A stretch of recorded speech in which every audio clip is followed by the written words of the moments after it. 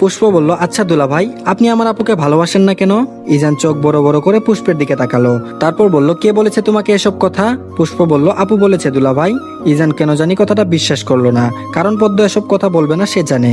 ইজানের থেকেও কোনো উত্তর না পেয়ে পুষ্প আবারও বলল, দুলা ভাই, তাহলে কি আপনি আমাকে ভালোবাসবেন?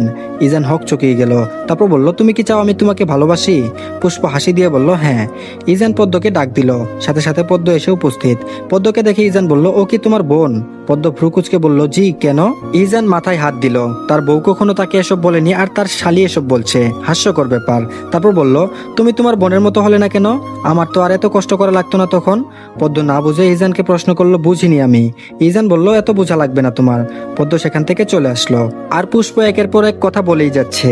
ইজান খুব মন দিয়ে কথাগুলো শুনছে, আর কেউ হলে তো এতক্ষণ অনেক কিছু বলে দিত। যেহেতু তার একটা মাত্র শালিকা, তাই সে বসে বসে পুষ্পের কথা শুনছে।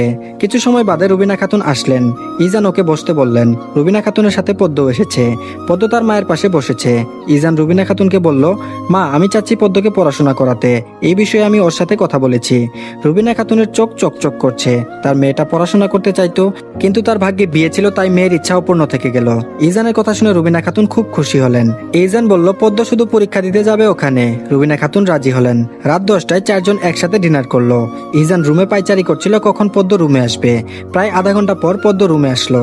ইজান পদ্মের একদম সামনে দাঁড়িয়ে বলল, আমি তোমাকে ভালোবাসি না, এটা তুমি পুষ্পকে বলেছো? পদ্ম ঘাবড়ে গেল, এখন সে ইজানকে কি বলবে। এই পুষ্পের পেটে কোনো কথা থাকে না। ইজান আবারও জিজ্ঞেস করলো, বলেছো? পদ্ম আমতা আমতা করে বলল, জি। ইজান বলল, যেহেতু বলেছো ভালোবাসি না, তাহলে আজ তোমাকে ভালোবাসা দেখিয়ে দিব, তুমি তৈরি থাকো। পদ্মের গা হাত পা কাঁপিয়ে জ্বর আসলো। ইজান মেডিসিন দিয়েছে, তাও পদ্মের গা হাত পা কাঁপিয়ে জ্বর আসলো। ইজান মেডিসিন দিয়েছে, তাও জ্বর কমছে না। এই গরমেও পদ্ম কাঁপছে, জ্বরে পদ্মর চোখ দিয়ে পানি ঝরছে। ইজান টিস্যু দিয়ে কতক্ষণ পর পর পদ্মের চোখের পানি মুছে দিচ্ছে। ইজান আর সামলাতে না পেরে রুবিনা খাতুনকে ডাক দিল। তিনি এসে তার মেয়ের পাশে বসলেন। অনেকক্ষণ জলপট্টি দিলেন তিনি, কিন্তু মনে মনে একটা ভয় কাজ করছে পদ্মকে নিয়ে। জলপট্টি দেওয়ার পর পদ্মের জ্বর অনেকটা কমেছে। রুবিনা খাতুন পদ্মের কাছে থাকতে চেয়েছিল, কিন্তু ইজান উনাকে বলেছে এখন সে সব সামলাতে পারবে, তাই রুবিনা খাতুন চলে এসেছেন। ইজান পদ্মের পাশে শুয়েছে।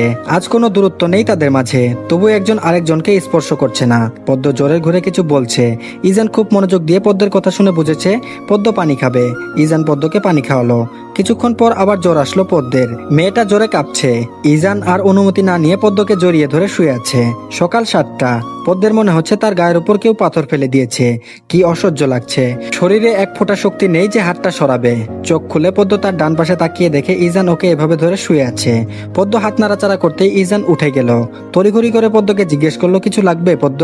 তারপর পদ্মের মাথায় হাত দিয়ে চেক করলো জ্বর আছে কিনা। জ্বর তখন ছিল না। পদ্ম